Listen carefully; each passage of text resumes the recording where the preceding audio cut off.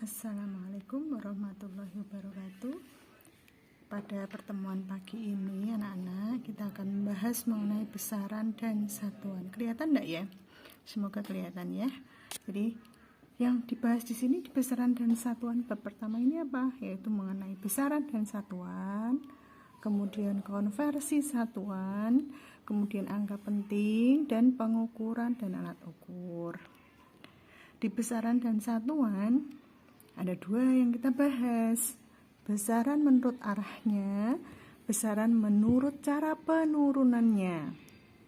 Yang menurut arahnya yaitu besaran skalar dan besaran vektor. Besaran skalar itu yang tidak mempunyai arah, tapi dia mempunyai besaran. Kemudian besaran vektor, dia mempunyai besar dan mempunyai arah. Jadi kayak misalkan gayanya kemana? Ke arah bawah atau ke arah atas. Jadi mempunyai arah. Nah, besaran vektor ini nanti akan dibahas di ketika kelas 2. Kemudian besaran menurut cara penurunannya. Ada besaran pokok, ada besaran turunan. Besaran pokok itu ada 7, panjang, massa, waktu, kemudian suhu, kemudian kuat arus, dan 2 lainnya. Nah, kalian nanti bisa baca ya. Kemudian besaran turunan, besaran yang selain besaran dasar tadi, yang selain 7 tadi. Jadi misalkan kayak luas. Nah, itu kan luas. Luas itu dari mana? Dari panjang kali lebar dan seterusnya.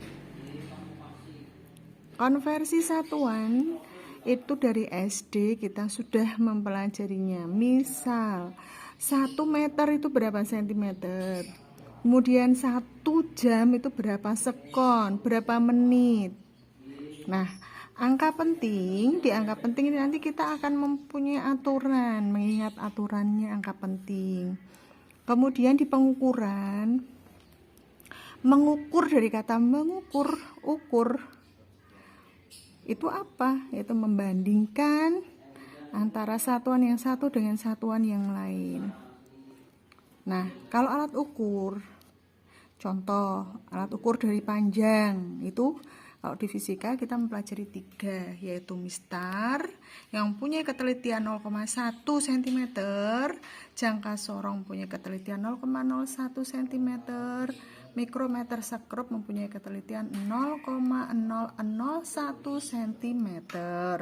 Kalau massa itu kayak timbangan telur gitu ya, kemudian timbangan emas, kemudian yang kalian lihat ya, kalau kemudian nimbang bayi itu. Nah, itu ada. Ini saya memberikan contoh di sini neraca 2 lengan, neraca uhaus 3 lengan. Kemudian di pengukuran dan alat ukur ini nanti juga kita akan bahas cara menggunakan mistar, jangka sorong, mikrometer sekrup, pembacaannya dan lain sebagainya. Nanti kita pelajari lebih lanjut. Kemudian batas ketelitian alat ukur. Jadi misal kita mengukur lebar meja dengan penggaris mistar biasa, hasilnya 100 cm. Maka 100 cm ini 100 cm ketelitiannya berapa? Ketelitiannya karena dia menggunakan mistar berarti 0,1 cm. Maka kalau kita mengatakan ketelitiannya berkisar antara 99,9 sampai 100,1. Itu ketelitiannya. Kalau ketidakpastiannya bagaimana? Ketidakpastiannya adalah ketelitian alat tersebut dibagi hasil yang kamu ukur. Ketelitiannya alat tadi 0,1, yang kita ukur tadi hasil pengukurannya 100 dikalikan 100%, maka menghasilkan 0,1%, sehingga ketidakpastiannya adalah 0,1%. Nah, sekarang kita belajar mengenai aturan angka penting. Aturan penulisan angka penting yang pertama yaitu semua bukan 0 atau semua angka yang bukan 0 adalah angka penting. Jadi misalkan angka 1, angka 2, angka 3, angka 4 dan seterusnya sampai 9 itu termasuk angka penting. Jadi kalau sini menuliskannya 121,2 itu berarti berapa angka penting? Ya 4 angka penting, karena 1, kemudian 2, kemudian 1, kemudian 2, sehingga 4 angka penting. Kemudian yang kedua, semua angka 0 yang terletak di antara angka bukan 0 termasuk angka penting. Jadi kalau semua angka 0 yang terletak di antara angka bukan 0 termasuk angka penting. Jadi contohnya 5,07 itu adalah 3 angka penting. Sehingga kalau kita menuliskan hanya 102 berapa angka penting? Ya 3 angka penting. 1001 berarti berapa angka penting itu? 4 angka penting.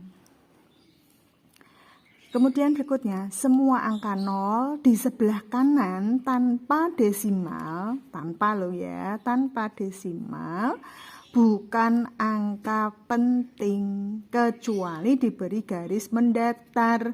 Jadi misalkan 1000 itu berarti 1 angka penting, 2500 2 angka penting. Tapi kalau 2500 angka nolnya ada yang diberi garis mendatar, maka itu dihitung termasuk angka penting. Jadi 2500 kalau angkanya ada yang di garis bawah seperti ini, maka 3 angka penting. Kemudian berikutnya, semua angka 0 di sebelah kiri bukan angka penting. Nah, 0,02 berarti ini hanya 1 angka penting.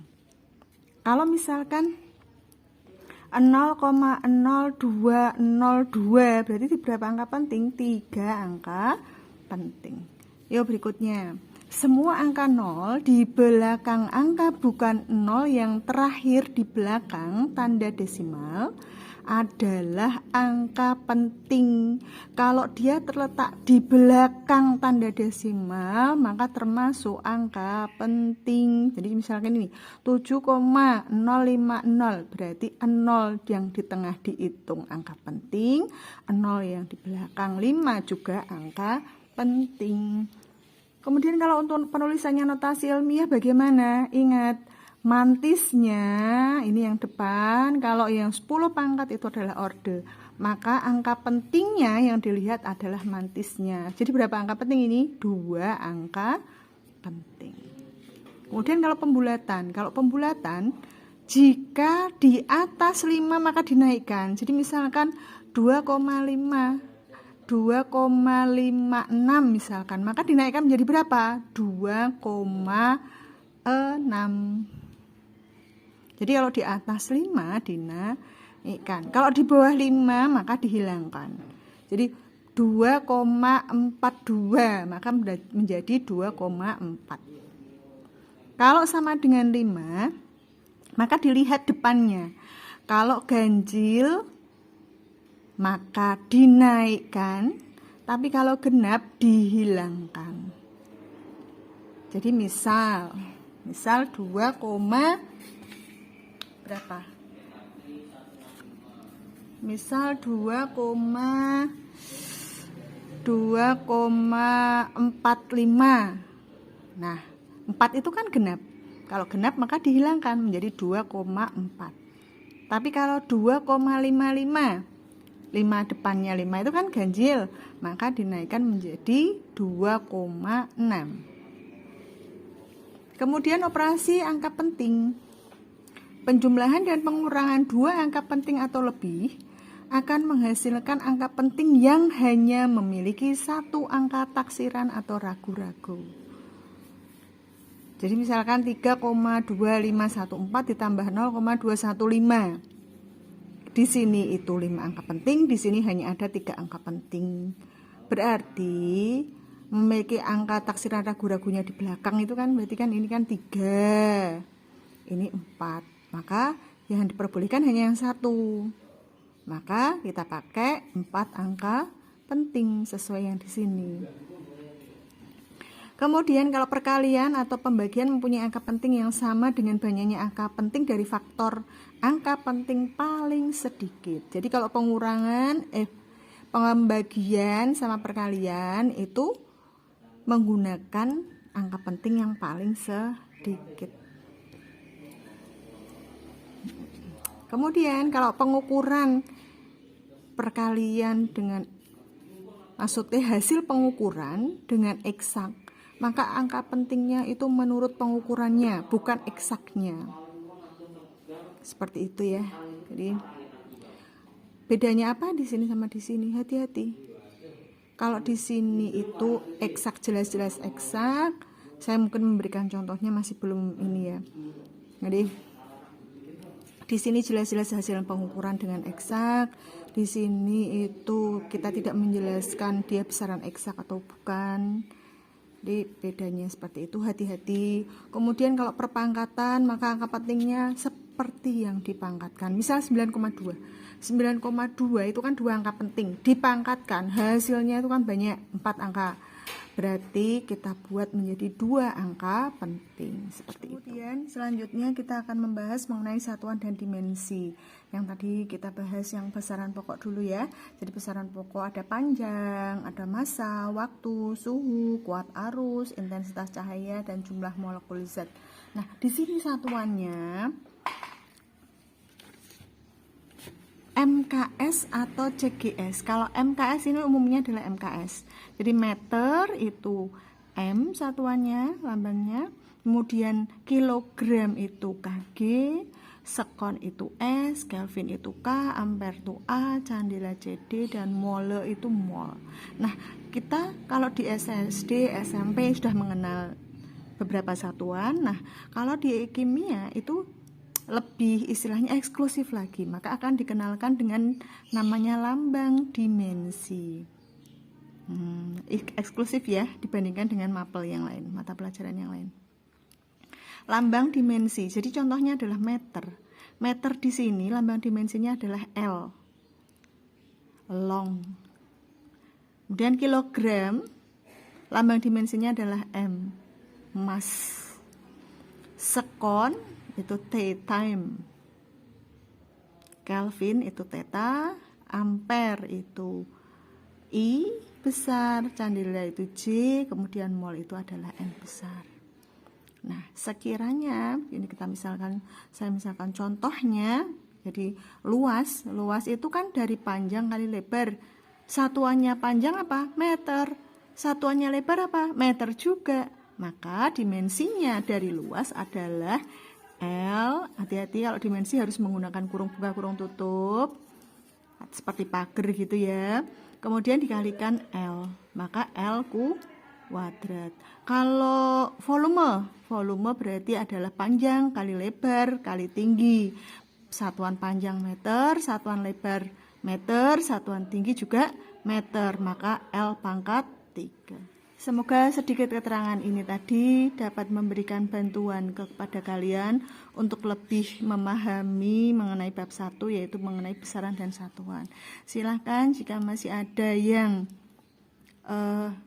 kurang jelas, dan pasti kurang jelas karena penjelasan saya hanya singkat dan padat dan sedikit sekali, itu silakan kalian bisa memberikan komentar atau memberikan usulan, ataupun kalau ada yang saya salah kata bisa dikoreksi. Terima kasih. Assalamualaikum warahmatullahi wabarakatuh.